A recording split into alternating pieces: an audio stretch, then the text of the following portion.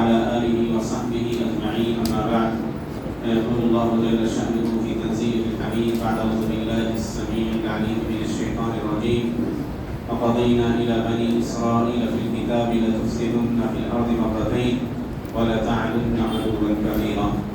سامعین، سوا سے پارے کی تلاوت کی گئی، 15واں پارہ مکمل ہوا. تقریباً الحمدللہ قرآن کریم کا نصف حصہ پڑھ چکے ہیں. یہ سورہ ختم ہوئی. آج سورۃ النحل. نحل اپنی زبان میں شہد کی مکھی کو کہتے ہیں، جس کے عجائب کو اللہ نے اس سورہ میں بیان کیا ہے. اور یہ سورہ قرآن کریم کی ایسی سورت ہے جس کو آپ نعمتوں والی سورت کہہ سکتے ہیں. اللہ نے بے انتہا نعمتوں کا تذکرہ کیا ہے اس سورہ میں، لباس سے لے کے پوشاک سے لے کے کھانے پینے کی چیزوں سے لے کے ایمان کی دولت سے لے کر عدل و احسان کو لے کر بہت طرح کی نعمتوں کا تذکرہ کیا ہے. انہی نعمتوں میں سے ایک اہم نعمت جس کو اللہ نے شفا کا ذریعہ بنایا ہے، شہد کی مکھیوں کے جسم سے نکلنے والا وہ مادہ ہے جس کو اللہ نے باعث شفا کہا. چنانچہ اللہ کہتا ہے وَأَوْحَىٰ رَبُّكَ إِلَى النَّحْلِ أَنِ اتَّخِذِي مِنَ الْجِبَالِ بُيُوتًا وَمِنَ الشَّجَرِ وَمِمَّا يَعْرِشُونَ. آپ کے رب نے وحی کی، الہام کیا شہد کی مکھیوں کی طرف، اور بہت سارے اعجاز کے پہلو اس میں چھپے ہیں کہ اللہ سبحانہ تعالیٰ نے انہی آیات میں ذکر کیا ہے کہ اللہ کی طرف سے حکم ہوا شہد کی مکھیوں کو فَاسْلُكِي سُبُلَ رَبِّكِ ذُلُلًا، اپنے رب کے راستے پر تابعدار ہو کر چلو. تو جو لوگ دلچسپی لیتے ہیں اس طرح کے موضوعات کو، بیانک ایک یونیورسٹی ہے آسٹریلیا میں، جن کے سائنسداں نے ریسرچ کیا اسی آیت کے اوپر، اور زمانے تک وہ مسلم علماء سے پوچھتے رہے کہ اللہ کے راہ میں فرما بردار ہو کر چلنے کا کیا مطلب ہے. بہت زیادہ تشفی بخش جواب انہیں نہ ملا. انہوں نے اس پر تحقیق کی، بلکہ ان کا جو ریسرچ ہے اسی پر شائع ہوا ہے میرے یونیورسٹی سے، شہد کی مکھیوں کا جو ذکر قرآن کریم میں آیا ہے. چنانچہ وہ کہتے ہیں کہ شہد کی مکھی میں ایک رانی مکھی ہوتی جو ملکہ کہلاتی، اور اللہ نے انتہائی بہترین نظام پیدا کیا. دو طرح کی چھوٹی چھوٹی مخلوقات، ایک چیونٹی اور ایک شہد کی مکھی. بڑی عبرت ہے انسانوں کی، اجتماعی نظام کیسے کام کرتا ہے. اللہ نے کمال کی چیزیں ذکر کی. اللہ کہتا ہے یخرج من بطونها شراب، اس کے پیٹوں سے ایک شراب نکلتا ہے، پینے کی ایک چیز نکلتی. یہاں پہ بلاغی پہلو قرآن کریم کا ظاہر ہوتا ہے. قرآن کریم نے پیٹ کے لیے جو لفظ آتا ہے عربی میں وہ بطن کہلاتا ہے، اور یہاں پہ سنگل لفظ نہیں لایا، پلورل لفظ لایا، جمع کا صیغہ بطون کہا قرآن. تو بہت زمانے تک اس پر بحثیں ہوتی رہی. آج سائنس نے اس بات کو ثابت کیا کہ شہد کی مکھیوں کے 3 پیٹ ہوتے ہیں. جب وہ کوئی پھول چوستی ہے تو پہلے حصے میں کچھ دن تک اس کو رکھتی ہے، اور اس میں ایک چھوٹا سا راستہ ہوتا ہے جس کے ذریعے اس شہد کو یا جو جوس کو اس نے چوسا ہے اس کو کچھ دن کے بعد سیکنڈ والے پیٹ میں ڈال دیتی. اور تیسرا پیٹ جو ہوتا ہے اس کا وہ اس کی آنت وغیرہ ہوتی ہے جہاں فضلات ہوتے ہیں. تو لوگ کہتے تھے کہ شہد کی مکھیوں کی فضلات ہیں، شہد ہرگز نہیں. یہ تیسرے پیٹ میں کبھی جاتا ہی نہیں شہد. اس کو جب ضرورت ہوتی ہے، جب لمبی پرواز پہ ہوتی ہے، تو جب بھوک لگتی ہے تو اس میں سے کچھ حصہ وہ اپنے تیسرے پیٹ میں داخل کر لیتی ہے، اور لوٹتی ہے تو دوسرے پیٹ سے وہ خالص مادہ اپنے چھتے میں ڈال دیتی ہے. اور جب وہ چلتی ہے تو کمال کی آپس میں دیکھ لیجیے کہ کیسے انہوں نے کام بانٹ رکھے ہیں. ایک فیرومون ہوتا ہے، ایک طرح کی خوشبو جس کو وہ چھوڑتے ہوئے چلتی. اسی لیے جب رانی مکھی چلتی ہے تو مکھیاں اسی کی اس راستے پہ چلتی، اور جس پھول پہ بیٹھتی ہے اس کے اوپر اپنا ایک اثر چھوڑ ڈالتی ہے، ایک طرح کی خوشبو، تاکہ کوئی دوسری مکھی آئے تو اس کو لگے، پتہ چل جائے کہ یہاں اس پھول کا رس چوسا جا چکا ہے. 100 گرام شہد کے لیے ایک مکھی کو اگر سفر کرنا پڑے تو 1000 کلومیٹر کا سفر طے کرتی ہے. اور 1 کلو شہد کے لیے کہہ دیجئے کہ اگر ایک مکھی کو پابند بنایا گیا تو 1,00,000 کلومیٹر وہ پرواز کرے. اللہ نے باعث شفا قرار دیا. یہ شفا کی آیات قرآن کریم میں ایک آیت یہ بھی ہے، اور نبی صلی اللہ علیہ وسلم نے یہ حدیث مشہور ہے الشفاء فی ثلاث شفا 3 چیزوں میں ہے، فی شربت عسل، شہد کی گھونٹ میں، وقیت نار، وشربت محجن، پچنا لگوانے میں، اور آگ سے داغنے میں۔ میں اپنی امت کو آگ سے داغنے سے روکتا ہوں، منع کرتا ہوں۔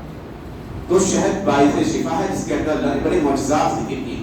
اسی طرح اس سورہ میں اللہ نے عدل و احسان کو بڑھاوا دینے کا تذکرہ کیا، یہودیوں کی مذمتیں بیان کی گئی، اور اللہ کے اوپر ناحق کوئی بات کہنے سے روکا گیا۔ اللہ نے کہا وَلَا تَقُولُوا لِمَا تَصِفُ أَلْسِنَتُكُمُ الْكَذِبَ هَذَا حَلَالٌ وَهَذَا حَرَامٌ لِتَفْتَرُوا عَلَى اللَّهِ الْكَذِبَ۔ یہ مت کہو، زبان بھی جو آتا ہے یہ حلال ہے یہ حرام ہے، بغیر علم کے دین میں بات نہ کیجیے، شریعت نے روک دیا۔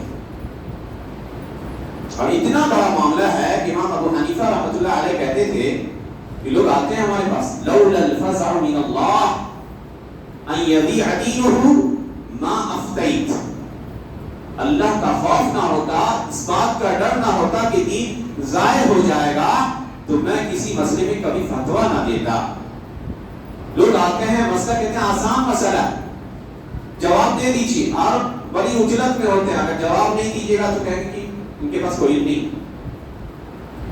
کہا کہ میں جواب دے دوں تو لوگوں کے لیے تو آسانی ہے، لیکن اس کا گناہ مجھ پر ہوگا۔ اسی لیے امام مالک کہتے تھے کہ جب کسی مسئلے میں کوئی فتویٰ دو، کوئی جواب بتاؤ، تو یاد رکھو کہ اپنے مقام کو یاد کر لو کہ اس فتوے کی وجہ سے ہو سکتا ہے تم جنت میں بھی جا سکتے ہو اور جہنم میں بھی جا سکتے ہو۔ ابھی تمہارے اوپر ہے کہ اگر تم نے علم کی روشنی میں جواب دیا ہے تو تمہارا ٹھکانہ جنت ہے، اور لا علمی میں بغیر جانے بوجھے آپ اس مسئلے کو جانتے نہیں اور اس کے بعد جواب دے دیتے ہیں۔ مسائل آتے ہیں، دیکھیے گا مولانا صاحب بیٹھے ہیں، پوچھنے والا پوچھتا نہیں ہے کہ 4 طرف سے جواب آ جاتا ہے، یہ غلط ہے، آپ نے سیکھا نہیں۔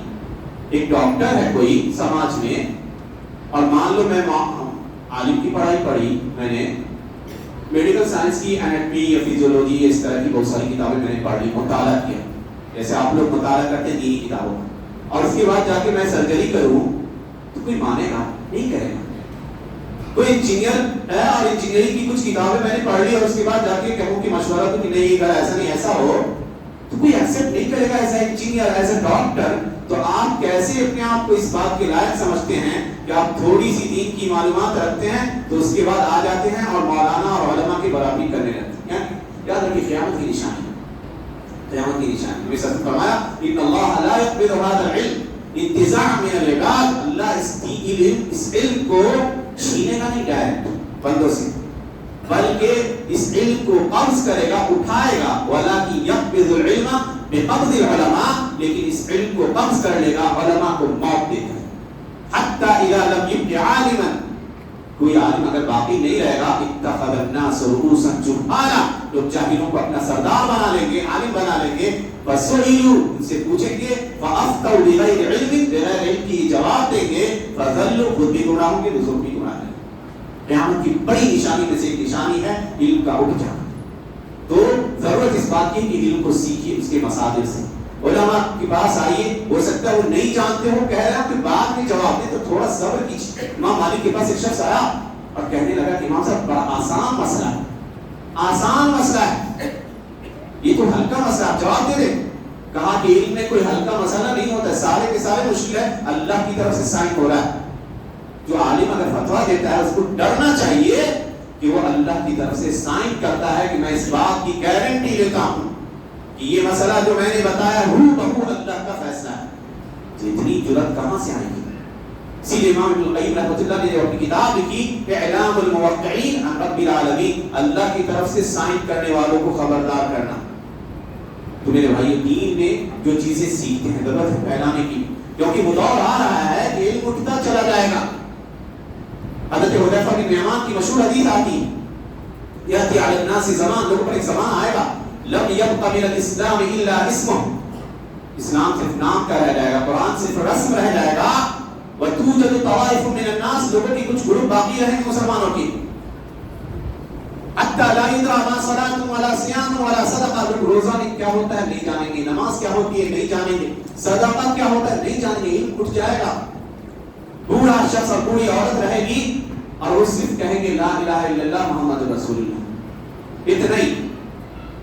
تو ان کے شاگرد تھے سیدہ بن ظفر, انہوں نے کہا کہ کیا ان کا لا الہ الا اللہ کہہ دینا کوئی نیکی نہیں, نمازیں نہیں ہوگی پڑھیں گے وہ لوگ, زکات نہیں دیں گے, روزے نہیں رکھیں گے, حج نہیں کریں گے, صرف لا الہ الا اللہ محمد رسول اللہ ان کے پاس ہے.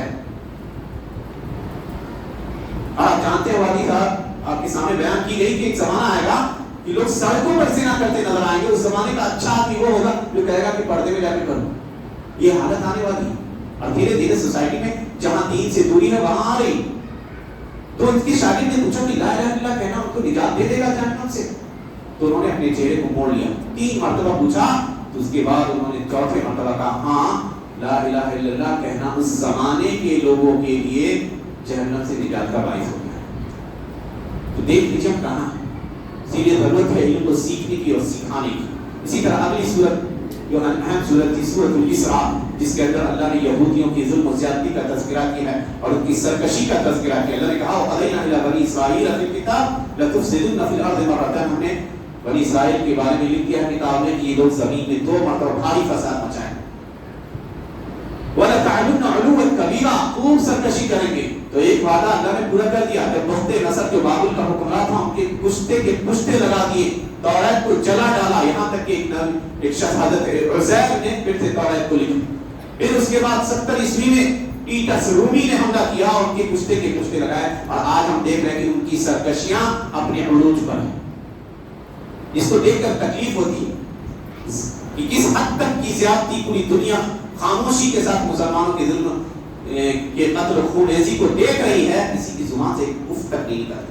ہیومن انٹرنیشنل ہیومن رائٹس اور جنیوا کنونشن اور میگنا کارٹا نہ جانے کتنے قوانین بنائے گئے ہیومن رائٹس کی حفاظت کے لیے, انسانی حقوق کی حفاظت کے لیے, سب کے سب پورے دام میں ڈال دیں گے جب معاملہ مسلمانوں کے ساتھ آتا ہے.